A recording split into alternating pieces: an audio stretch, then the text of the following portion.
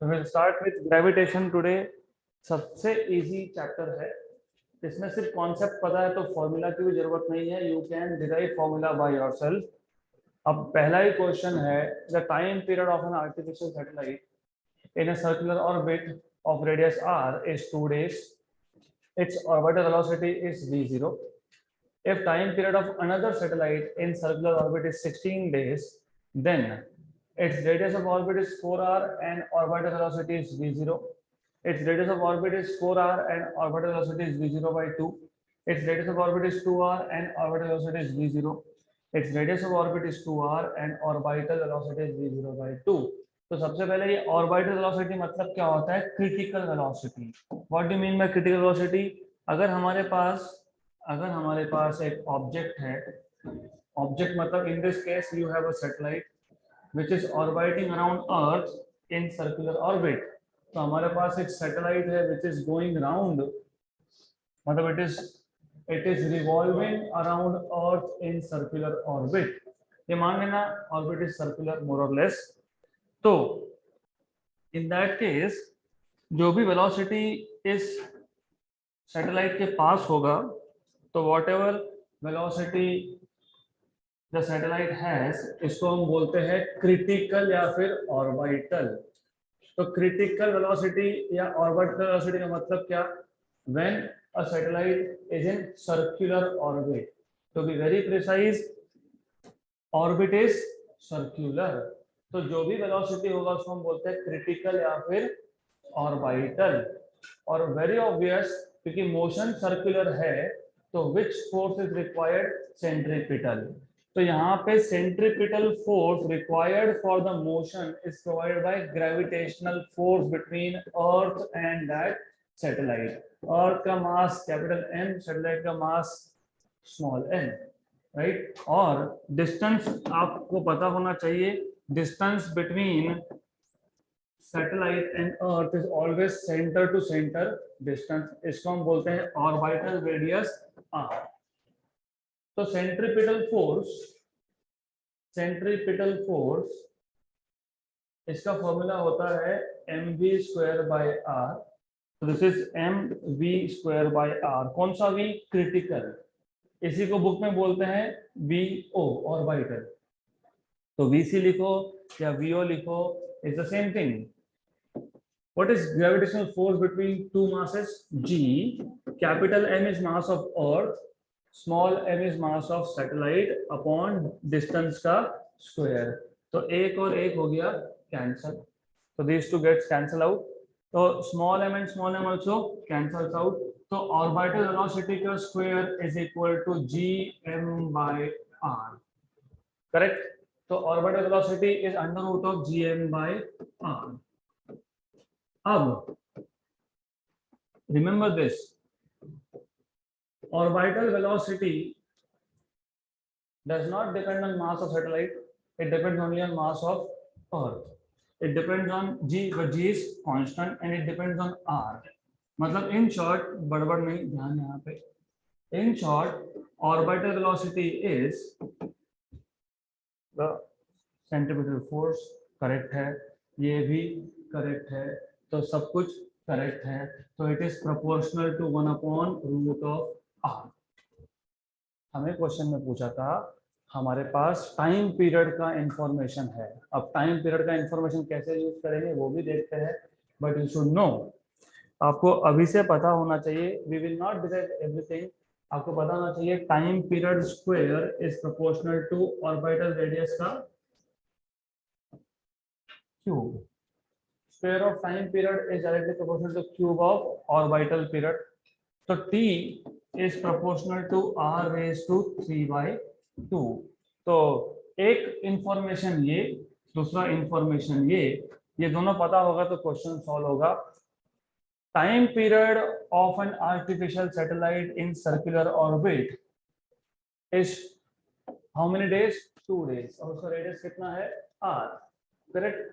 तो what you have is, हमारे पास you have capital T1 which is 2 days and R1 equal to R। हमारे पास भी 2 ही दिन बाकी कोर्स के लिए, तो 2 दिन में ध्यान दो। Right. What is R2? R2 पूछा है और टाइम पीरियड T2 कितना दिया है? 16 डेज आपको दिया है। What they are asking you is V1, मतलब critical velocity in the first case is V0। What is critical velocity in the second case? अभी अभी फॉर्मूला डिराइव किया हमने just now. What is time period का इक्वेशन? R raised to 3/2। so what will be T2 by T1? it will be R2 by R1 raised to 3/2। लेकिन R2 कितना पता नहीं, फाइंड करना है तो R2 फाइंड कर लेंगे यहाँ से। तो when you want to find out R, ये क्या है? T is proportional to R raised to 3/2। तो T raised to 2/3 is proportional to R। तो R2 by R1 is T2 by T1 raised to 2/3। R2 T2 कितना? 16। ये कितना? 2। 2/3 into R1। R1 is R। R1 is capital R, देखेंगे बाद में। How much is this? 8। 8 का cube root कितना? 2। 2 का स्क्वायर कितना? 4। और R1 कितना था? Capital R। तो R2 कितना आ गया? 4R। तो R2 4R आ गया। तो जहां जहां पे 4R है वही ऑप्शन में हो सकता है, मतलब option number C and D नहीं आ सकते। अब पूछा है what is critical velocity? critical velocity is inversely proportional to, so V2 by V1 is under root of R1 by R2। R1 कितना था? R था। R2 कितना था? 4R था। कैंसल कैंसल तो कितना आ गया? 1/2। तो V2 equal to V1/2। V1 is VO, तो VO by 2। तो 4R and VO/2, 4R and VO/2, option number B। So option number B is the right answer. Next question. A satellite is in elliptical orbit around the Earth with aphelion of 6 RE and perihelion of 2 RE, where RE is radius of Earth. The eccentricity of the orbit is. अब this type of theory is not covered in your state board classes, लेकिन पता होना चाहिए। सबसे पहले you must know any planet, हाँ, satellite नहीं, any planet revolves around Earth in circular orbit, क्या? elliptical orbit, right? तो any planet revolves around sun in elliptical orbit। तो जब ऑर्बिट इलिप्टिकल होता है तो जो नियरेस्ट पॉइंट होता है, नियरेस्ट, इसको बोलते हो perihelion, provided sun is at the centre और यहाँ पे कौन है? प्लैनेट। तो इस पॉइंट को क्या बोलते हैं? Perihelion, right. और सबसे दूर जो पॉइंट होता है उसको बोलते हैं एपहेलियन, ये याद रखना, करेक्ट, राइट। बट ये कब? जब sun is at one of the foci and planet is revolving around the sun. हमारे यहाँ पे बोला है satellite is revolving around earth. तो सन की जगह पे कौन है? अर्थ है, ये अर्थ है। तो ये जो पोजीशन है इसको पेरीहेलियन नहीं बोलेंगे, इसको पेरीजी बोलेंगे। और ये जो पोजीशन है फारदेस्ट अवे, इसको एपोजी बोलते हैं, एपोजी, राइट। तो यहाँ पे जो इन्होंने बोला है, यहाँ पे पेरीहेलियन और एपहेलियन ये वर्ड यूज नहीं होगा। This will be apogee and perigee. So this is apogee and this is perigee. Okay, then you must know perigee distance is equal to 2RE। तो ये जो डिस्टेंस है perigee, it is 2RE, ये distance 2RE है और ये जो distance है ये 6RE है। तो डिस्टेंस RP मतलब perigee डिस्टेंस कितना? 2RE और एपोजी डिस्टेंस मतलब RA is 6RE। आपको पूछा है इसेंट्रिसिटी, तो सबसे पहले इसेंट्रिसिटी का मतलब पता होना चाहिए। देखो ऐसा है, ये ऑर्बिट इलिप्टिकल है। अब इलिप्टिकल ऑर्बिट, ऑर्बिट सर्कुलर भी हो सकता था, ऑर्बिट इलिप्टिकल है, ऑर्बिट हाईली इलिप्टिकल है, ऑर्बिट बहुत ज्यादा इलिप्टिकल है। तो कितना इलिप्टिकल है ये हमको पता लगता है एक पैरामीटर से जिसको हम बोलते हैं इसेंट्रिसिटी। इसेंट्रिसिटी की वैल्यू 0 होना, इसका मतलब orbit is circular, right. Eccentricity की वैल्यू 0 से 1 के बीच में होती है, जितनी ज्यादा वैल्यू उतना ही ज्यादा ऑर्बिट इज इसेंट्रिक, मतलब उतना ही ज्यादा इलिप्टिकल। तो ई की value is always between 0 and 1। E equal to 0 मतलब ऑर्बिट इज सर्कुलर, और ई की वैल्यू जितनी ज्यादा होगी उतना ज्यादा इलिप्टिकल। ज्यादा इलिप्टिकल मतलब आर ए डिस्टेंस ये आर पी से ज्यादा होगा, बढ़ते जाएगा, r a is greater than r p. तो इसेंट्रिसिटी फाइंड कैसे करते हैं, तो बहुत सिंपल फॉर्मूला है, very simple formula. Eccentricity is r a minus r p upon r a plus r p. यहाँ पे आर ए कितना था 6 आर ई, आर पी कितना था 2 R E. 6 R E plus 2 R E मतलब 4 R E upon 8 R E, मतलब कितना 1/2। तो 1/2 is the answer, option number 8।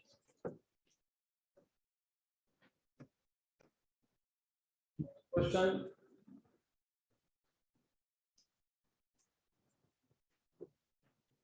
a Saturn year is 29.5 times the Earth year, which practically means अगर आप अभी Saturn पे होते, सैटर्न पे अगर आप होते तो आपकी एज 17 ईयर्स या 18 होगा maximum.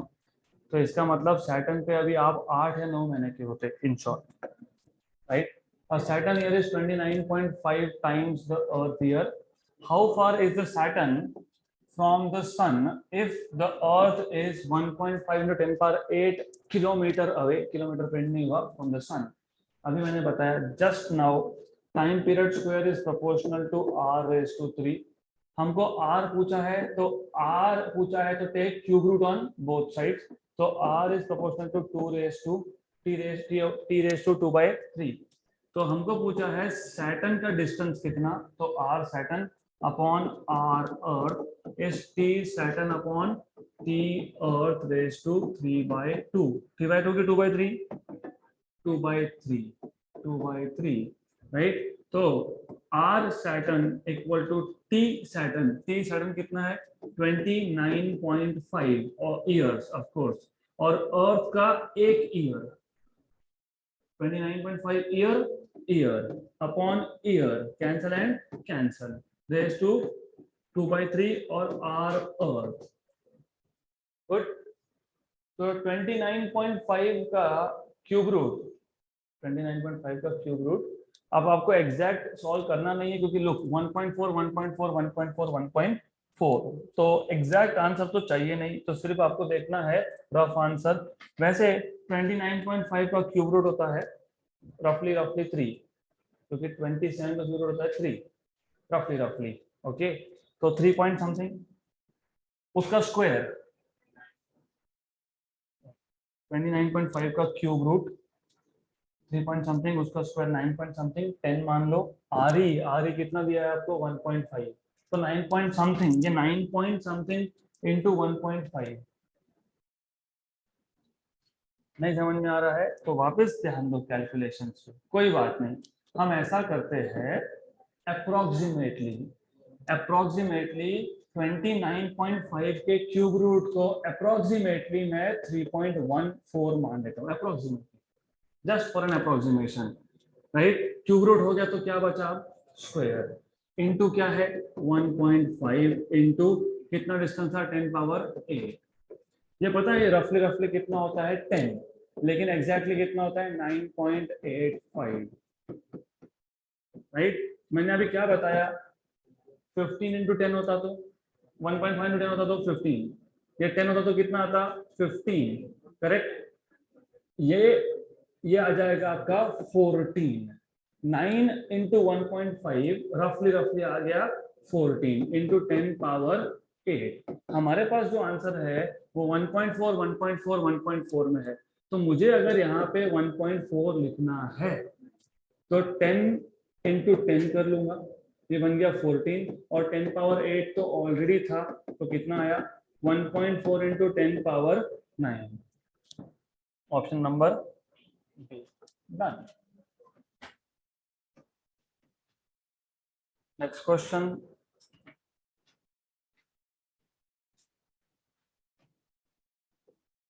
if the graph is plotted between t square, if the graph is plotted between t square and r cube for a planet, remember t square and r cube for a planet, then its slope will be where ms is the mass of the sun. तो अच्छे से question पढ़ लो. Graph is plotted between T square and R cube, तो you should know time period t is equal to 2 pi under root of r upon gm, right? t is proportional is equal to 2 pi under root of r upon gm. अगर satellite is revolving around earth तो ये होता है me. If planet is revolving around sun तो ये होता है ms. Remember this. तो हमारे पास graph between T square and R cube for a planet है, मतलब who is revolving planet around sun, correct? तो squaring on both sides, it is T square, ये आ जाएगा 4 pi square upon G M S and this is r, क्योंकि square कर लिया, right? Clear यहाँ तक? Right? Wrong? There is something wrong that you should know. अभी अभी तो बहुत हमें t square proportional to r cube, तो ये आता है आर क्यूब, इतना पता होना चाहिए. तो t is 2 pi under root of r cube upon gms. Then if a graph is plotted between, किसमें प्लॉट कर रहे हो? t square और r cube में. t square and r cube, t square आपने प्लॉट कर दिया y पे तो y, और r cube प्लॉट कर दिया x पे, तो t square प्लॉट किया, t square is y, r cube is x, तो ये है कांस्टेंट. तो it will be a form of y equal to mx. What is y equal to mx? A straight line passing through origin. तो what is slope? 4 pi square upon gms. Option number A. Next question, very interesting. 3 masses है of mass m are placed at the vertices of an equilateral triangle ABC of side some side L, जो print नहीं हुआ, side L, as shown in figure. The force acting on mass 2m placed at the centroid of triangle is 0. ये 0 कैसे आता है? बहुत लंबा चौड़ा सॉल्यूशन है, but I will tell you a trick. तो रिमेंबर, मैं ट्रिक अभी बता देता हूँ. अगर इक्विलैटरल ट्रायंगल है और तीनों वर्टाइसेस पे सेम मास है, तो सेंट्रॉइड पे कितना भी मास हो, force is always 0. If you have equal masses at the vertices of an equilateral triangle, irrespective of what is the mass at the centroid, the force is always 0. अब कैसे 0? So you will not have to write this down because you'll have to remember this as a trick. हमारे पास एक equilateral triangle है, तो सबसे पहले तो equilateral triangle बना लेते हैं. This is equilateral triangle. Let us say this is equilateral triangle. Then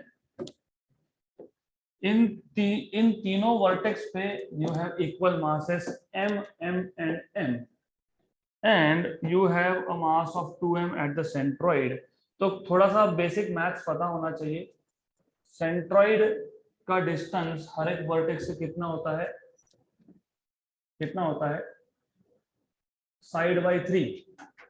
तो each vertex is eight a distance of side by 3, मतलब l by 3 फ्रॉम सेंट्रॉइड. तो सेंट्रॉइड से डिस्टेंस आ जाएगा l by 3, l by 3 and l by 3. एक काम करते हैं, इसको नाम दे देते हैं A, B एंड C, और सेंटर पे जो भी था उसको था नाम O. तो एज अ रूल, क्योंकि gravitational force is always attractive, तो यहाँ पे अगर डायरेक्शन में गड़बड़ की तो गए काम से. अट्रैक्टिव है तो सेंटर पे जो मास है 2m, अगर उसको A अट्रैक्ट कर रहा है तो डायरेक्टेड अपवर्ड्स. तो सिमिलरली अगर बी अट्रैक्ट कर रहा है तो डायरेक्टेड आउटवर्ड्स. ऐसा नहीं कर सकते एक में आपने अवे दिखाया, दूसरे में आपने टूवर्ड्स दिखाया, तो ऐसा नहीं चलेगा.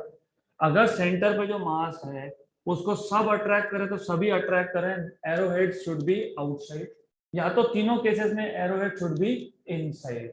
ऐसा नहीं चलेगा, एक आउटसाइड और दो इनसाइड तो आंसर आपका 0 नहीं आएगा। इधर ऑल 3 एरोहेड्स अवे और ऑल 3 टूवर्ड्स, करेक्ट। तो अब ये जो सेंटर पे जो मास है ओ पॉइंट पे, इस पे कौन कौन फोर्स लगा रहा है, इस पे फोर्स लगा रहा है। तो force, total force on O vector form is, doesn't matter, is force on O due to A plus force on O due to B plus force on O due to C। ये total force है vector form में, तो हम ऐसा solve नहीं करेंगे at the first place. Then पहले देख लेते हैं what is force on O due to A, it is directed upwards. Force on O due to B is here and force on O due to C is in this direction। तो ये तीन forces है। then you should work out angles properly। तो आपको पहले तो angles पता होने चाहिए। Force on O due to C, force on O due to B and force on O due to A। then मैं एक काम करता हूं, मैं एक हॉरिजॉन्टल लाइन ड्रॉ कर लेता हूं। Let me draw this line, horizontal line. Then you must know angles, equilateral triangle, equilateral triangle। What is this total angle? 60। Very good। अगर ये 60 है तो ये कितना है? 30। ये 30 है तो ये कितना है? 30। Similarly ये भी 30, राइट। अब FOC का ये कंपोनेंट हो जाएगा FOC cos 30 और ये हो जाएगा FOC sin 30, क्योंकि look it is in fourth quadrant, तो x पॉजिटिव y नेगेटिव।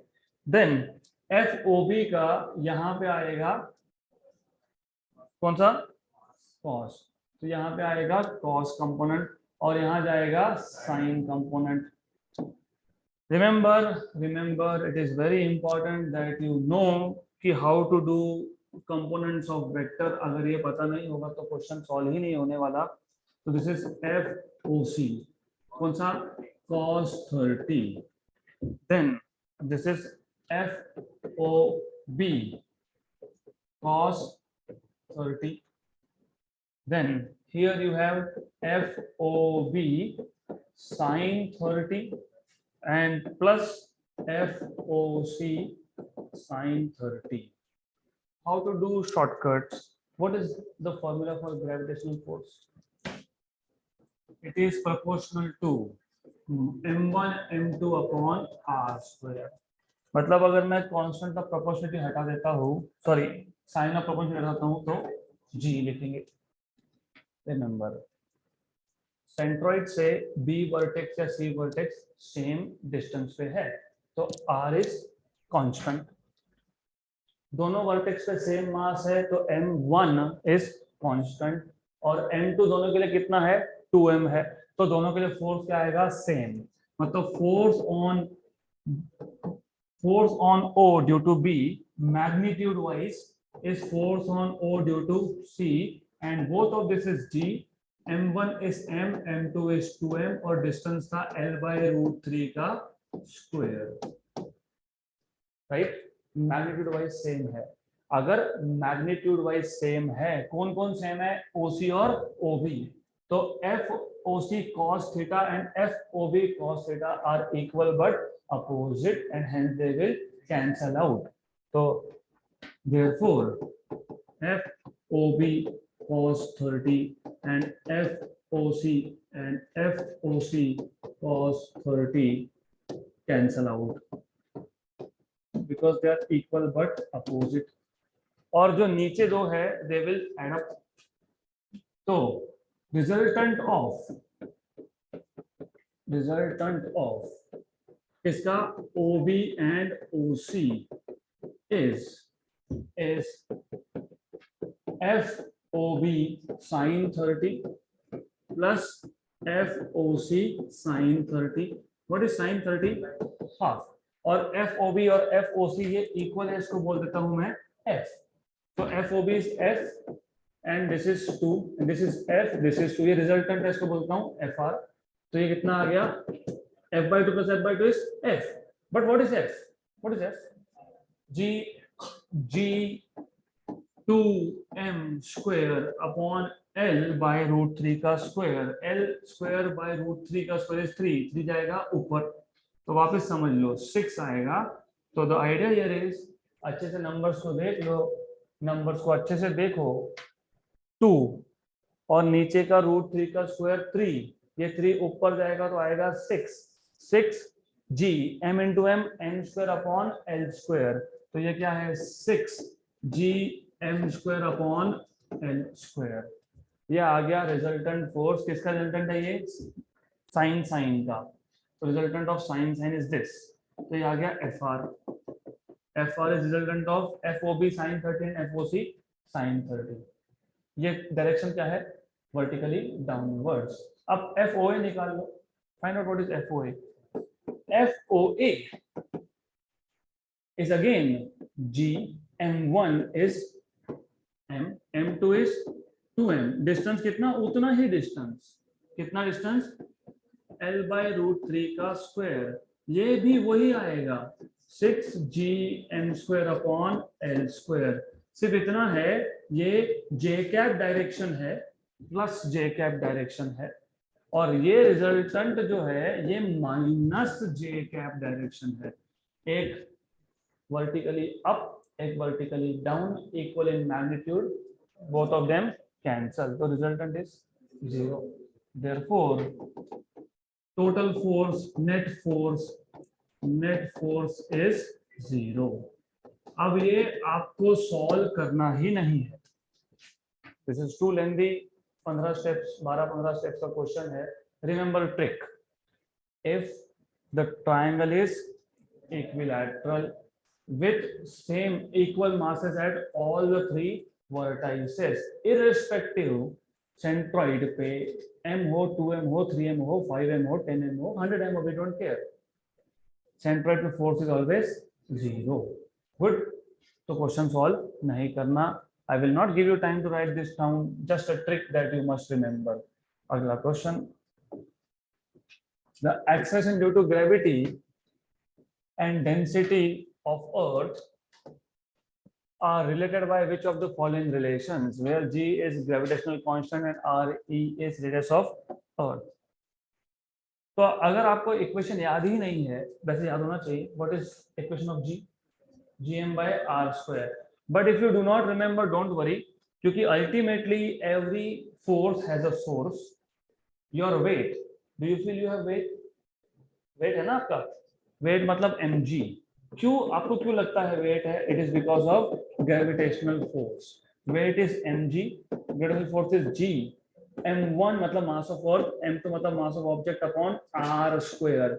जब आप अर्थ की सरफेस पे हो तो आपका सेंटर और अर्थ का centre, they are at a distance of radius of earth. तो remember this, when you are sitting on earth, the distance between your center and earth center is r, that is why r का square, ये और ये cancel, तो what is g? gm by r square। तो g is gm by r square। हमको पूछा है relation between acceleration due to gravity g and density of earth। what is mass? volume into density, volume v into density rho upon r square। Earth can be treated as a sphere। sphere का volume होता है 4/3 pi r cube। तो क्या बचा? g rho upon क्या था? r square। g rho by r square volume will be 4/3 pi r cube। Cancel and cancel, correct. हमारे पास जो ऑप्शन है उसमें डेंसिटी एक साइड पे है, तो डेंसिटी को एक साइड पे रखेंगे, बाकी सबको शिफ्ट करेंगे। तो 3 आ गया 3g, 4 pi capital G and r is equal to rho। तो 3g upon 4 pi gr, 3g upon 4 pi gr, option number B। 3g 4 pi gr, 4 pi gr, correct, option number B। Next question, which of the following statements is correct? G increases with altitude, you know value of G decreases as you go above the surface of earth, it decreases as you go below the surface of earth, and it also changes as you move on the surface of earth. तो total 4 type के variation होते हैं जी के। मैं सब बता देता हूँ एक एक करके, कौन सा फॉर्मूला कब यूज करना है सिर्फ याद रखना। तो value of acceleration due to gravity, well by the way आपको ये पता होना चाहिए, there are 2 types of constants, एक होता है लोकल कांस्टेंट, एक होता है ग्लोबल कांस्टेंट। तो यू मस्ट नो, हम कैपिटल जी को यूनिवर्सल ग्रेविटेशनल कांस्टेंट इसके लिए बोलते हैं क्योंकि पूरे यूनिवर्स में कहीं पे भी मेजर करोगे तो वो सेम वैल्यू आएगा। और one more universal constant is R, universal gas constant. G is a constant, but it is a local constant. What do you mean by local constant? अगर आप अर्थ के सरफेस से ऊपर जा रहे हो at some height h, तो value of G changes as G into R upon R plus h का square, provided height is very very large. Very very large मतलब when you can measure h in terms of radius of earth, मतलब जब h की value r/20 से ज्यादा होगी। r की value कितनी होती है 6400 by 20 कितना 320। तो रफली स्पीकिंग अगर हाइट ये 320 किलोमीटर से ज्यादा है तो you can use this formula. या फिर अगर हाइट बहुत ही कम है 1 किलोमीटर 2 किलोमीटर 3 किलोमीटर, तो you will have GH equal to G 1 minus 2h by r। तो ये दो फॉर्मूला है variation of acceleration due to gravity as you go above the surface of earth. In any case, in both the cases, value of G is decreasing. In both the cases, value of G is decreasing as you are going above the surface of earth। करके देखो, अगर h की value r/2 होगी, r/2, तो r plus r/2 is 3r/2। 3r/2, 2 गया ऊपर तो 2/3। Remember, as you are going above, the value of G is decreasing. As you are going below at a depth d, the value of G changes as G into 1 minus d by r। तो यहाँ पे भी 1 minus d by r है, यहाँ पे 1 minus 2h by r है। तो अर्थ के ऊपर जाओ तो कम होगा, नीचे जाओ तो कम होगा। अर्थ की सरफेस पे अगर आप हो तो first of all you should know, earth की सरफेस पे मतलब you measure angle with respect to equator. तो there are 2 things that you should know, longitude and latitude. Latitude का सिंपल मतलब ये होता है कि अर्थ के इक्वेटर से हाउ मच डिग्री नॉर्थ और हाउ मच डिग्री साउथ। तो imagine you are here at some angle phi, इस एंगल फाई को क्या बोलते हैं, लैटिट्यूड, राइट। तो ऑब्जेक्ट अगर यहाँ पे है तो acceleration due to gravity at latitude is G minus r omega square cos square phi। तो यहाँ पे भी you must see value of G is changing। अब अगर आप इक्वेटर पे होते तो what is value of phi? 0। तो at equator it is G minus r omega square cos square 0 is 1। अगर आप पोल पे होते 90, what is cos 90? cos 90 1 नहीं 0, तो सेकेंड टर्म इज 0। तो क्या आ गया Gp इक्वल टू G। तो रिमेंबर, हम जब 9.8 मीटर पर सेकेंड स्क्वायर लिखते हैं, that is the value of acceleration due to gravity at the pole. Equator पे आओगे तो 9.73 होता है। मतलब आप जब इक्वेटर से पोल की तरफ जा रहे हो तो वैल्यू बढ़ रही है, पोल से इक्वेटर की तरफ आ रहे हो तो वैल्यू कम हो रही है, अर्थ के सरफेस के ऊपर जा रहे हो तो वैल्यू कम हो रही है, अर्थ की सरफेस से नीचे रहे तो वैल्यू कम हो रही है। एक लास्ट वेरिएशन है, variation with change in shape, क्योंकि आपको पता है earth is not actually a sphere, it is ellipsoid. क्योंकि ये इलिप्सॉइड है तो इक्वेटर पे बल्ज है और पोल्स पे फ्लैटेंड है। अभी हमने देखा था G is proportional to 1 by r square। तो radius at pole is definitely less than radius at equator. जहां पे रेडियस कम वहां पे G की वैल्यू ज्यादा, तो पोल पे जी की वैल्यू ज्यादा और इक्वेटर पे जी की value come.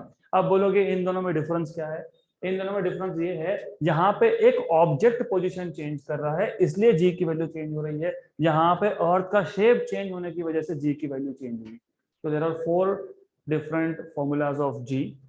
One is variation of G with altitude मतलब height, one variation of g with depth, one variation of g with latitude, and one variation of g with shape of earth. Correct? So which of the following statement is correct? G increases with increasing altitude? No, it decreases. G increases with increasing depth? No, it decreases. G increases with increasing latitude? Yes. Equator पे 0 latitude और जैसे पोल की तरफ जाओगे तो increase होगा। Yes. G is independent of mass of earth? No, it depends on mass of earth. तो ये 4 फॉर्मूला पता होंगे तो इस चैप्टर के around 13-14 questions you can solve. Most importantly ये दो कब कौन सा यूज करना है ये समझ में आएगा तो बहुत सारे क्वेश्चन सॉल्व होते हैं। तो नेक्स्ट क्वेश्चन, अगला क्वेश्चन, तो वही जो 4 फॉर्मूला लिखा है उस पे ये क्वेश्चन आ गया ग्राफिकल। तो आपको बोला है the dependence of acceleration due to gravity on the distance R from the centre of earth. Most important thing is this, assume the earth to be a sphere of radius capital R of uniform density is shown in figure below. Which of the following figure is correct? Then अब ध्यान देना, अच्छे से समझ लेना क्योंकि ये question बहुत इंटरेस्टिंग है। यू नीड मैथ्स हियर और ये नीट में आया है तो you need this. Now if you plot G, मैं इसको जी डैश बोलता हूँ, जी डैश, और ये है distance measured from the centre of earth small r. Earth से ऊपर जाओगे तो जी की वैल्यू कम होगी, अर्थ से नीचे जाओगे तो जी की वैल्यू कम होगी। करेक्ट? जब आप एग्जैक्टली सेंटर ऑफ अर्थ पे हो तो जी की वैल्यू 0 है। इसको समझने के 2 तरीके हैं। जी डैश मतलब acceleration due to gravity at depth, ये क्या था 1 minus D by are.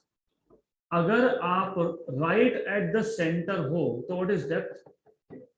Depth 0 कैसे होगा? d is equal to r, depth you are measuring from surface of earth, surface of earth, right? तो d इक्वल टू कितना होगा r, r by r 1, 1 minus 1 0।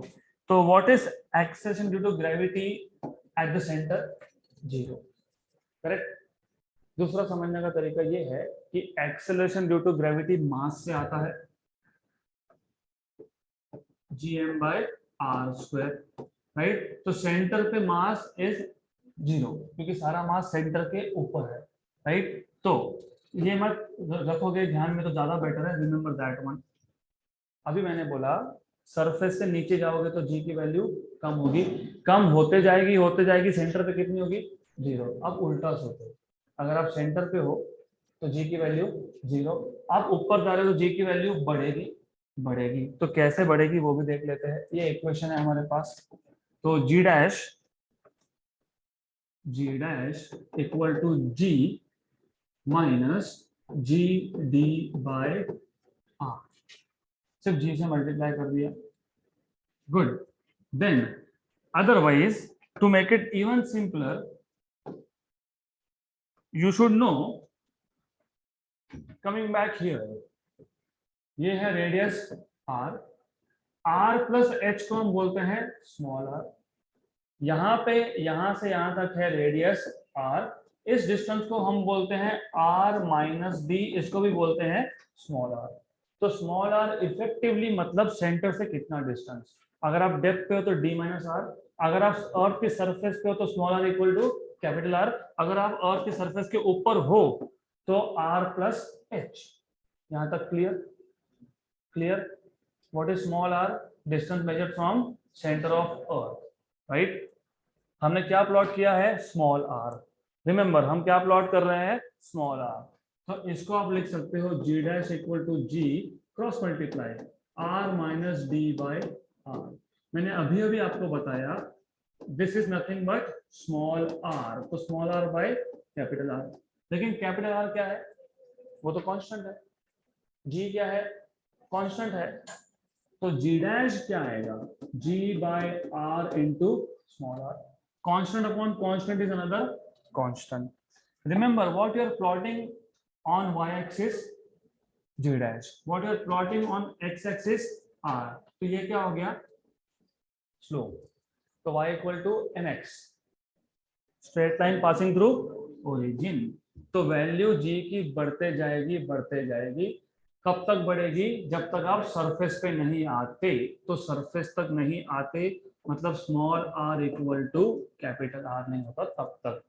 Look, कम से कम ये option नहीं आएगा, ये ऑप्शन नहीं आएगा, ये भी नहीं आएगा क्योंकि लीनियर इंक्रीज है। तो बचा कौन, ऑप्शन नंबर 4 मतलब ऑप्शन नंबर डी, करेक्ट।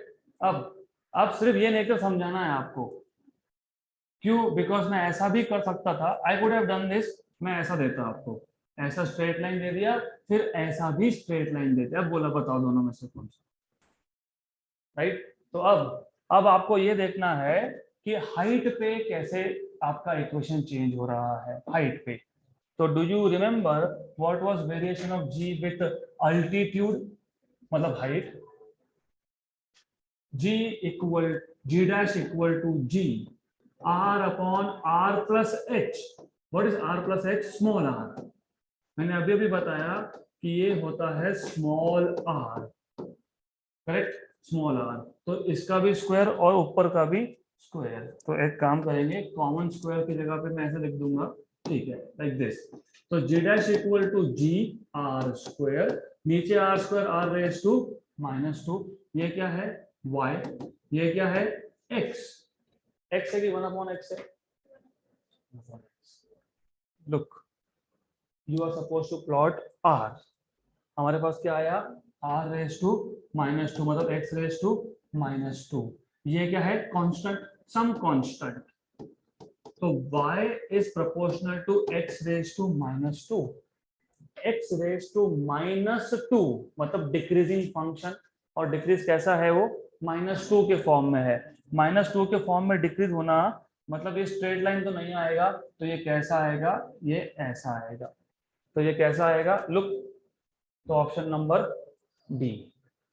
तो सरफेस के नीचे लीनियर और सरफेस के ऊपर नॉन लीनियर। तो done, this is how you are supposed to solve this question. तो same question can appear as variation of weight of an object with r, where r is distance measured from center of earth। क्योंकि weight is m into g, तो जो variation g dash का मतलब g का होगा वही variation weight का भी होगा, because mass is a constant quantity. तो बाकी कुछ यहाँ पे डिफरेंस आएगा नहीं, it will be the same graph. Next question, 4 particles each of mass m, print नहीं हुआ, are placed at the vertices of a square। so you have 4 masses placed at the corners of a square of side भी print नहीं हुआ, so side is L, तो ये 1 नहीं है, ये L है। the potential energy of the system is, तो सबसे पहले रिमेंबर इलेक्ट्रोस्टैटिक्स और ग्रेविटेशन आपको साथ में ही पढ़ना होता है, क्यों, उसका रीजन है। तो you must know what is electrostatic force between two charges. Electrostatic force is proportional to Q1 Q2 by R square. इसको 2-3 नाम है, इसको बोलते हैं सेंट्रल फोर्स, या इसको बोलते हैं इनवर्स स्क्वायर लॉ। जब force is proportional to 1/r square, it is called as inverse square law. If you look at gravitation, gravitation में force is m1 m2 by r square, exactly same, similar formula. Then यहाँ पे जिसको आप electric field intensity बोलते हो, अगर आपको याद होगा, it is proportional to Q by R square. इसी को यहाँ पे ग्रेविटेशनल फील्ड इंटेंसिटी बोलते हैं, which is M by R square. जब इलेक्ट्रिक फील्ड इंटेंसिटी होगा तो एक ही चार्ज होता है, जैसे एक चार्ज का इलेक्ट्रिक फील्ड, जब ग्रेविटेशनल फील्ड इंटेंसिटी की बात होती है तो एक ही मास होता है, जैसे मास ऑफ अर्थ, सोर्स मास, कौन सा मास ग्रेविटी जनरेट कर रहा है वो। देन जैसे यहाँ पे आप पोटेंशियल की बात करते हो या पोटेंशियल एनर्जी की बात करते हो, पोटेंशियल एनर्जी अगर आपको याद होगा G m1 m2/r मतलब proportional to sorry Q1 Q2/r, मैं इसको थोड़ा और डिटेल में लिखूंगा बाद में। वैसे ही ग्रेविटेशनल पोटेंशियल एनर्जी होता है m1 m2/r। What do you understand is कि पोटेंशियल एनर्जी सिंगल पार्टिकल का नहीं हो सकता, it is always of system of particle. तो कम से कम दो पार्टिकल, दो चार्जेस चाहिए। जैसे gravitational potential sorry electrostatic potential होता है, याद होगा Q/r, वैसे ही ग्रेविटेशनल पोटेंशियल भी होता है, that is source mass by r। सिर्फ एक चीज समझ लेना अच्छे से, electrostatic force can be either attractive और repulsive depending on charges, like है या अनलाइक है। लेकिन gravitational force is always attractive.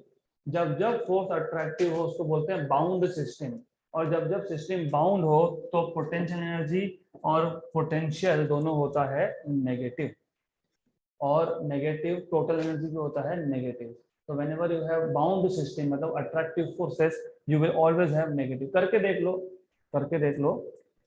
अगर हमारे पास दो चार्जेस है, एक पॉजिटिव एक नेगेटिव, तो force of attraction, right, force of attraction होगा ना, वन पॉजिटिव अनदर नेगेटिव, तो दे विल अट्रैक्ट।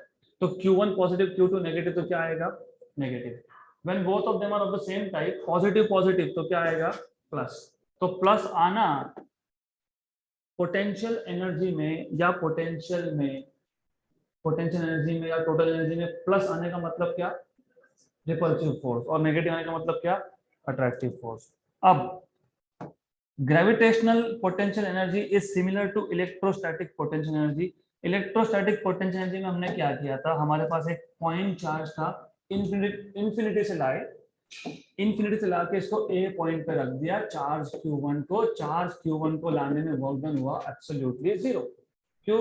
क्योंकि इस रीजन में कोई इलेक्ट्रिक फील्ड पहले से प्रेजेंट नहीं था, मतलब किसी ने अपोज ही नहीं किया, right. Then it is, physics को समझना है तो रियल लाइफ के साथ चलना पड़ेगा।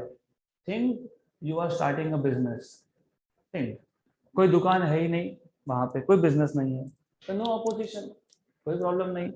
देन अब पहला चार्ज को लाने में कोई अपोजिशन नहीं हुआ, मतलब वर्क डन इज जीरो। लेकिन जब मैं दूसरे चार्ज को ला रहा हूं तो already there is a charge at A, ये ए का फील्ड है, ए मतलब Q1 का फील्ड है।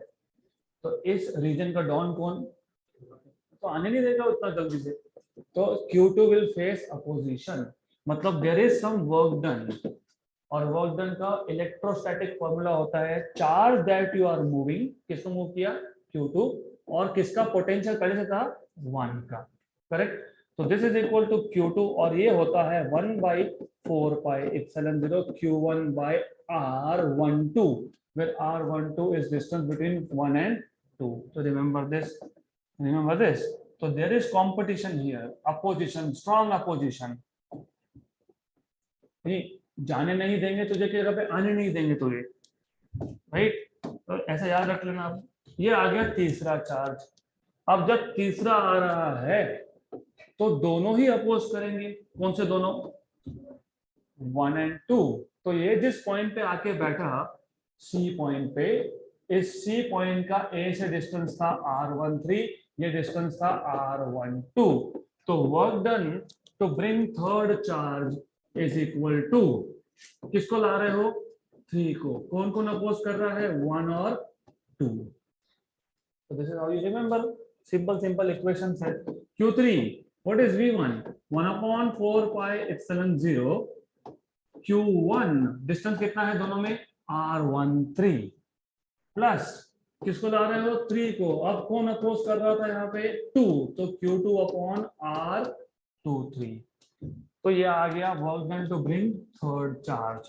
तो effectively total work done is work done to bring first charge which is absolutely 0 plus work done to bring second charge, ये था 1/4 pi epsilon 0 q1 q2 by r12, वही था q1 q2 by r12 plus work done to bring third charge is, अब यहाँ पे दो terms थे 1/4 pi epsilon 0 q1 q3 upon r13 plus 1/4 pi epsilon 0 q2 q3 by r23,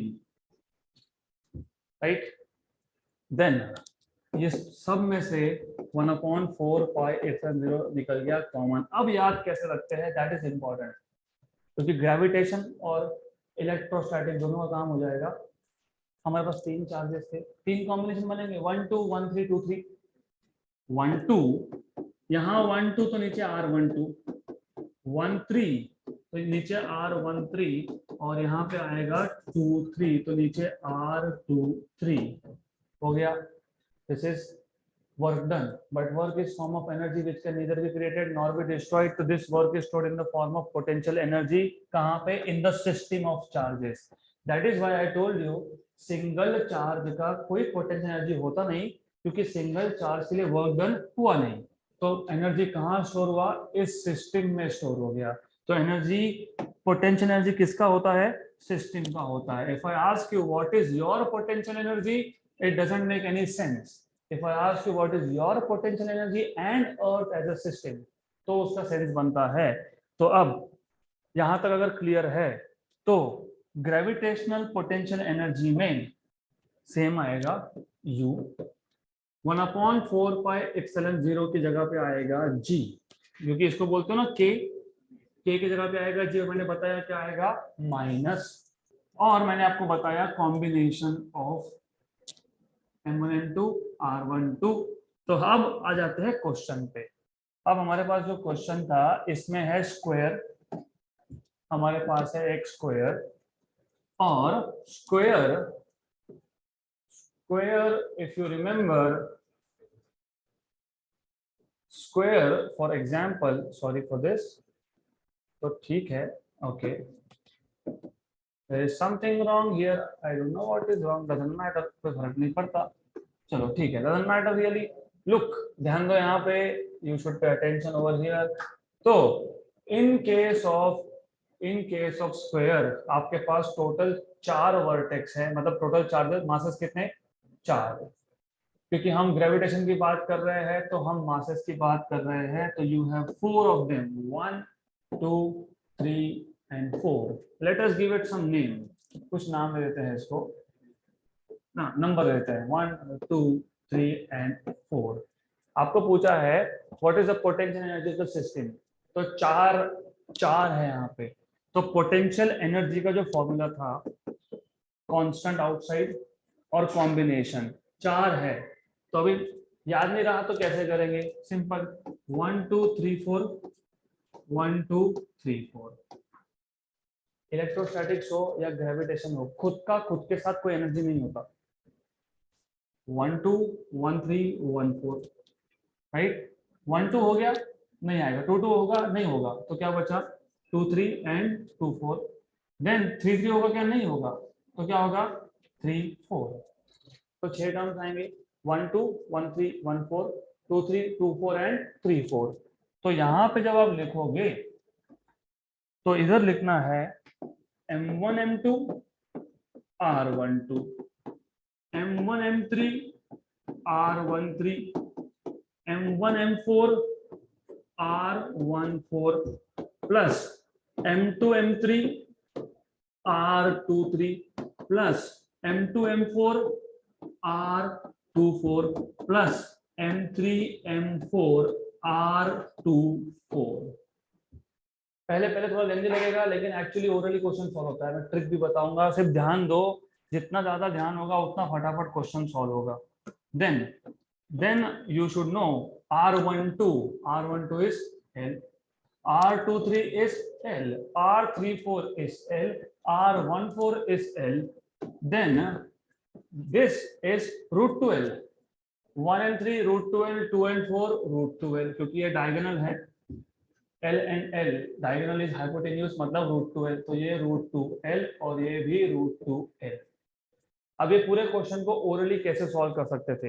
remember, masses सब पे है सेम, इसका मतलब m1 m2 m1 m3 m1 m4 m23 m24 m34 ये सारे के सारे m square, m into m m into m m into m, तो इन सारे में न्यूमरेटर में क्या आएगा? m square. रिमेंबर दिस, तो g m स्क्वायर और पोटेंशियल एनर्जी होता है नेगेटिव, तो नेगेटिव जी तो था, नेगेटिव भी था, m स्क्वायर 6 के 6 में से बाहर, और इन 6 डिस्टेंस में से 4 डिस्टेंस है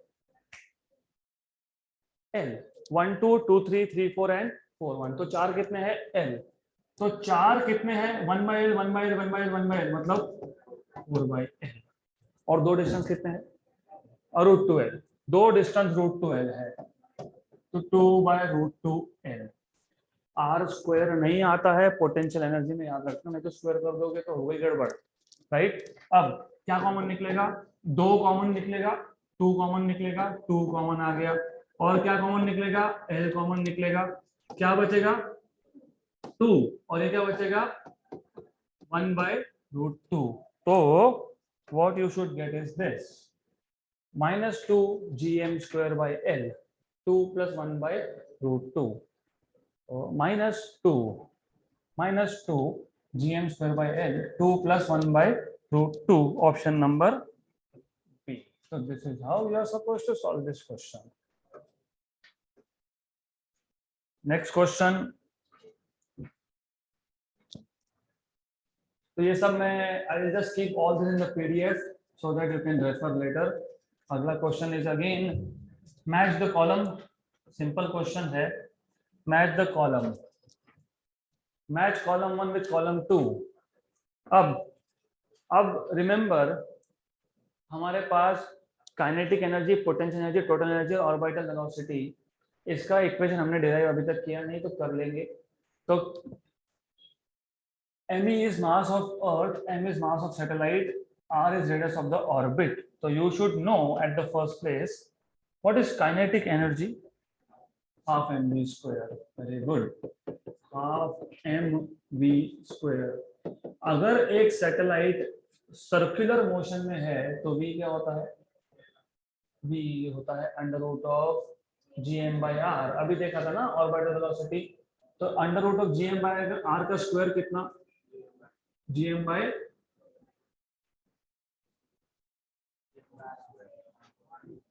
under root of gm by small r का स्क्वायर, मतलब कितना? g capital M small m upon 2r। Potential energy of system, और remember kinetic energy is never negative, कभी नेगेटिव नहीं होता है, राइट। पोटेंशियल एनर्जी इज, अभी बताया मैंने, -g m1 m2 by r, अभी अभी देखा हमने, mass 1 mass 2 by r, right. Total energy is kinetic plus potential, kinetic is 1/2 gm m by r, potential is -gm m by r। Half में से 1 को माइनस करोगे तो क्या है?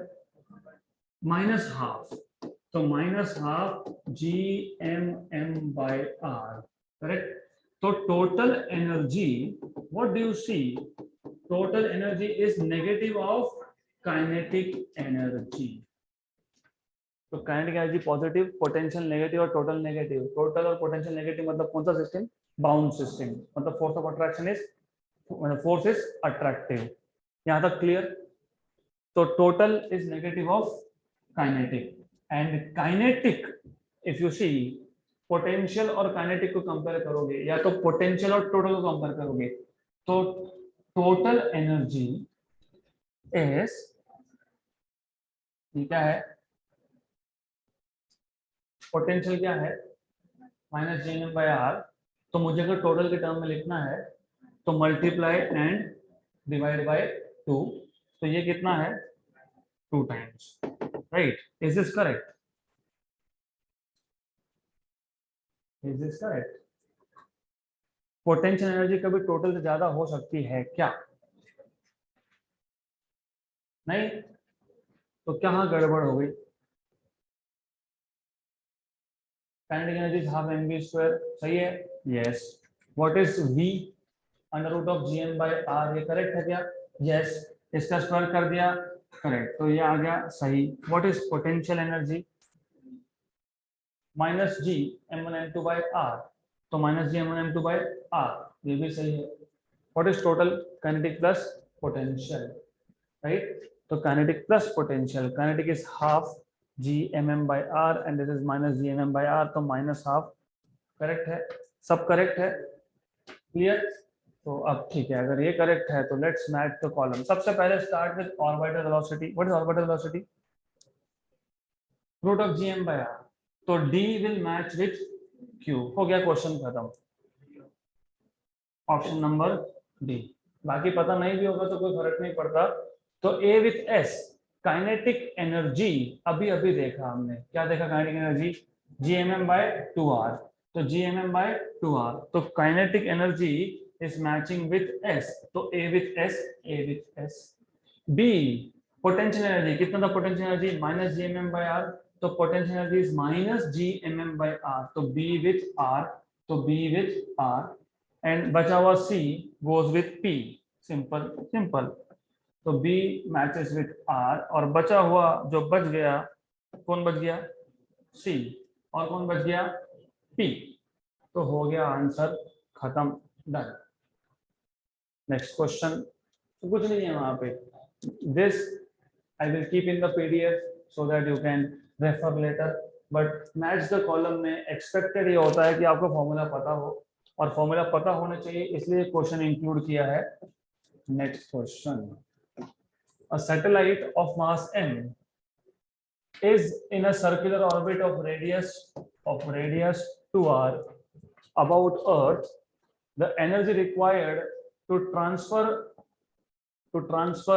it to a circular orbit of radius 4r e. हमारे पास एक satellite है, वो ऑलरेडी ऑर्बिट में है about earth. So you have a satellite which is already orbiting about earth in orbital radius of 2r. इसको ट्रांसफर करना है, इसको शिफ्ट करना है, यहां से लेके तो इसको लेके जाना है नए ऑर्बिट में, और नए ऑर्बिट का रेडियस कितना कितना, how much? Wait a minute, it has stopped. Okay,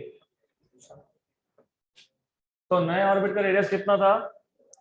4r. तो do you know how much energy will be required? How much energy will be required? How much energy will be required? कैसे solve करते हो question को? Basic physics,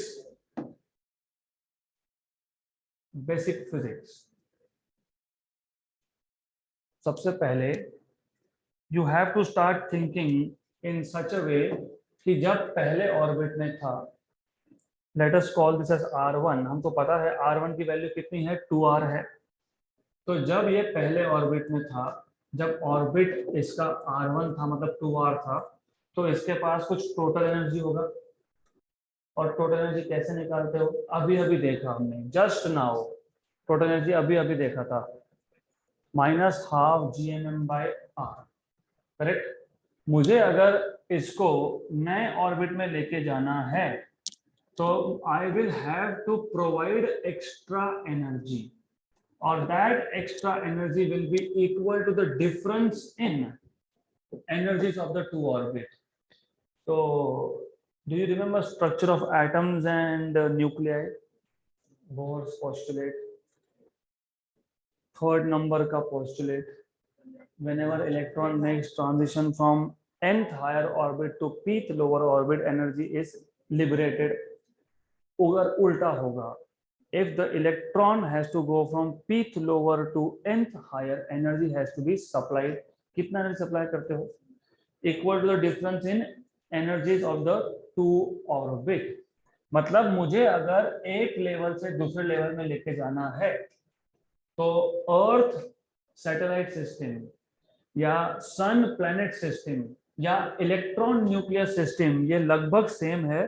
तो अगर मुझे lower orbit से higher orbit में लेके जाना है तो energy supplied should be equal to the difference in energies. तो डिफरेंस इन एनर्जीज मतलब आपको यहाँ पे एनर्जी डिफरेंस पता होना चाहिए, E1 minus E2। What is total energy in first orbit, अभी अभी मैंने पूछा, माइनस हाफ Gmm/r। तो minus half Gmm/r1 minus of minus half Gmm/r2। और डेफिनेटली पहले चेक कर लेना E1 बड़ा कि E2 बड़ा, कौन सा ज्यादा? E1। क्यों E1 ज्यादा? Inversely proportional to distance, distance जिसका कम एनर्जी वहां पे ज्यादा। और वैसे भी अट्रैक्टिव फोर्स है, डिस्टेंस कम होगा तो ज्यादा अट्रैक्शन होगा, मतलब ज्यादा एनर्जी होगा, और डिस्टेंस ज्यादा होगा तो अट्रैक्शन विल बी लेस। तो here what you can do is very simple thing, minus half G capital M small m, R1 कितना है? 2r, minus minus plus half G capital M small m, R2 कितना है? 4r है। इसमें से क्या क्या कॉमन निकलता है? निकाल लो, हाफ कॉमन आ गया, G capital M small m by R common आ गया। पहले टर्म में से आपने हाफ निकाल लिया, G निकाल लिया, M और R निकाल लिया, तो कितना बचा? माइनस हाफ, क्योंकि माइनस कॉमन नहीं निकाला था, प्लस यहां से क्या बचा? 1/2 Gmm बाय R, ये कॉमन निकल गया तो कितना बचा? 1/4। Correct. Then this is equal to minus half plus 1/4। ध्यान दो, ध्यान, 1 माइनस हाफ मतलब हाफ, हाफ माइनस 1 मतलब माइनस हाफ, हाफ माइनस 1/4 मतलब 1/4, 1/4 माइनस हाफ मतलब माइनस 1/4, 1/4 माइनस 1/8 मतलब 1/8, 1/8 माइनस 1/4 मतलब माइनस 1/8। तो ये स्ट्रेट अवे पता होगा तो कैलकुलेशन का टाइम भी बचता है। 1/4 में से हाफ गया तो कितना? माइनस हाफ, माइनस हाफ और ये बाहर क्या है? प्लस हाफ, तो कितना? Minus 1/4 Gmm/r। तो ऐसा आंसर एक्सपेक्टेशन है, होगा। अभी होगा कि नहीं होगा वो देखते हैं, नहीं तो कुछ ना कुछ हमारी गड़बड़ हुई होगी, वो चेक कर लेंगे। हाँ, वेल बाय द वे ये माइनस 1/4 है और इंटू 2 मतलब कितना? 8, तो 8 आएगा नीचे। तो देख लेंगे आता है क्या। Gmm/8re, right, correct. सिर्फ हमारा नेगेटिव आया क्योंकि हमने नेगेटिव साइन लिया है, मॉड्यूलस लोगे तो क्या आएगा? Positive. Option number C. Good. तो don't worry about negative and positive science, that's it. तो नेगेटिव पॉजिटिव को चिंता मत करना। Next question, a satellite is orbiting the earth in circular orbit of radius r, its kinetic energy varies as r। अभी अभी देखा, अभी अभी लिखा, काइनेटिक एनर्जी कितना आया था? अभी अभी देखा हमने, कितना था काइनेटिक एनर्जी? काइनेटिक एनर्जी, ये काइनेटिक एनर्जी है यहाँ पे Gmm/r।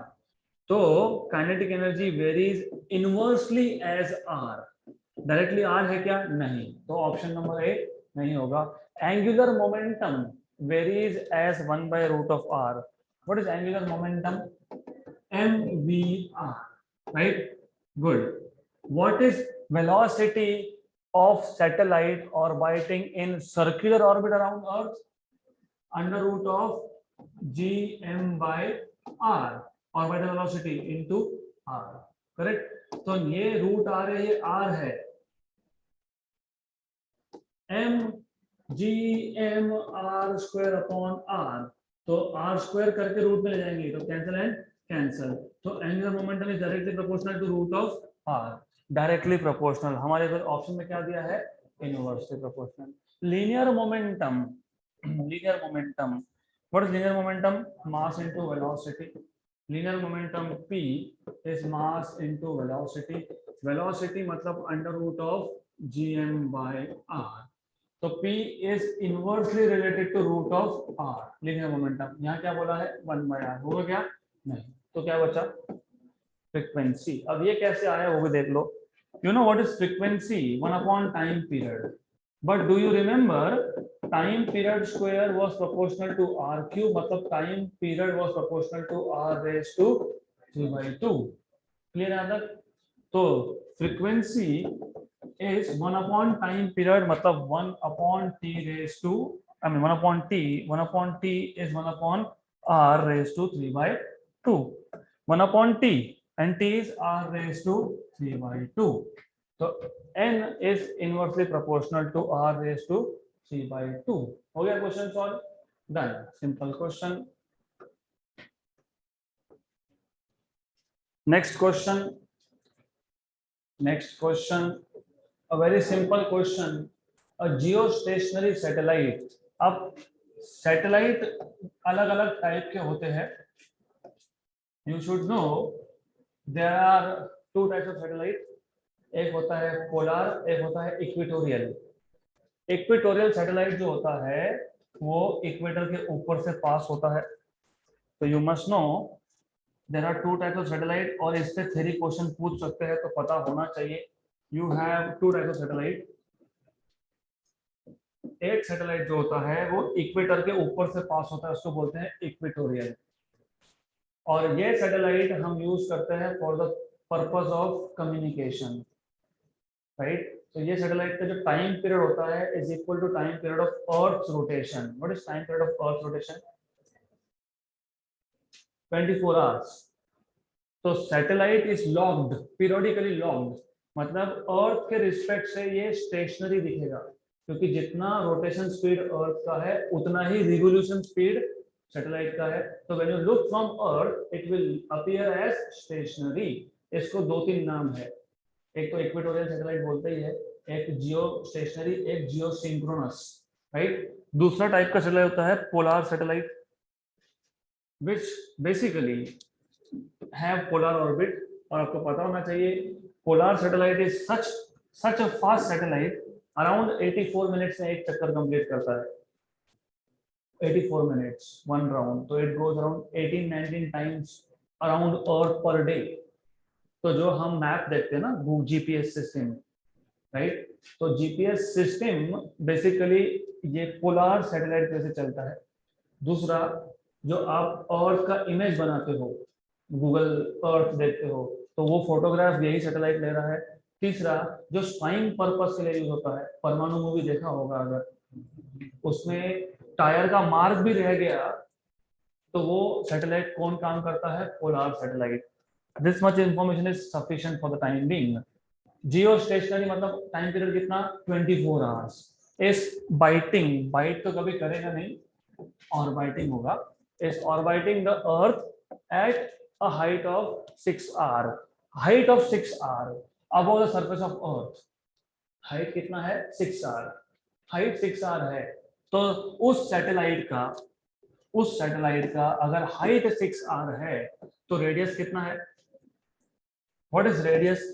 ऑर्बिटल रेडियस कितना? ऑर्बिटल रेडियस कितना?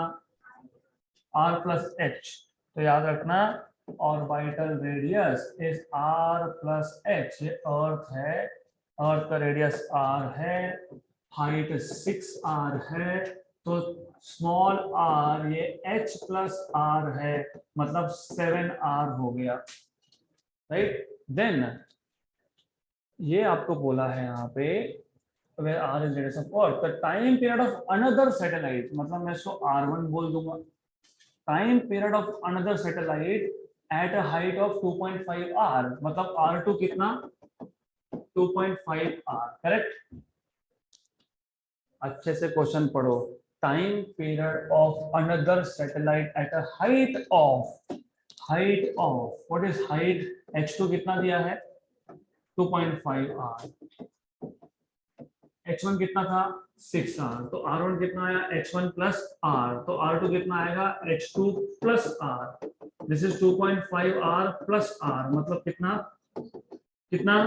3.5 r, करेक्ट। आपको पूछा है time period, what is time period square? R cube. What is time period? R raised to 3 by 2. What is T2 by T1 then? R2 by R1 raised to 3 by 2. What is R2? T2 equal to R2 by R1. What is R2? 3.5 R. What is R1? 7 R raised to, कितना raised to? 3 by 2 or time period T1. 1 and 2. Correct? Clear? Yes, no, yes? हाँ कि नहीं? तो what is 2 का cube? 8. What is 8 का root? अरे t square is proportional to r cube. T is proportional to r raised to 3 by 2. T2 by T1 is R2 by R1 raised to 3 by 2. R2 कितना है? 3.5 R. R1 कितना है? 7 R. 3.5 R by 7 R is 1 by 2. 2 raised to 3 by 2. 2 raised to 3 by 2 denominator में है. What is 2 का cube? 8. What is 8 का root? 2 root 2, क्योंकि 8 का root मतलब 4 into 2 का root मतलब 2 root 2. Root of 8. Root of 4 into 2. 2 root 2. What is time period T1 of first satellite? Geostationary मतलब कितना time period? 24 hours. 1 and 12. 12 मतलब 6 into 2. 2 मतलब root 2 into root 2 upon root 2 root 2 root 2 cancel तो कितना 6 root 2 h. h मतलब r तो 6 root 2 r. Option number C. So that's it for today.